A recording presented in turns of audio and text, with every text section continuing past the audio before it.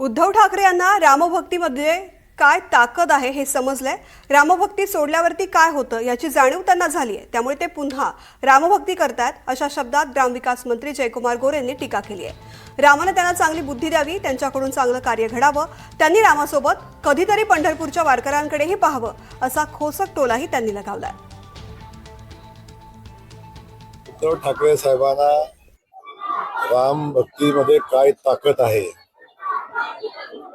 आणि रामाची भक्ती सोडल्यावर काय होतं याची अनुभूती आलेली आहे। जेव्हा राम भक्तीतनं बाजूला गेले तेव्हा जी फळं मिळालेली आहेत त्या फळातनं आता काहीतरी शिकतील।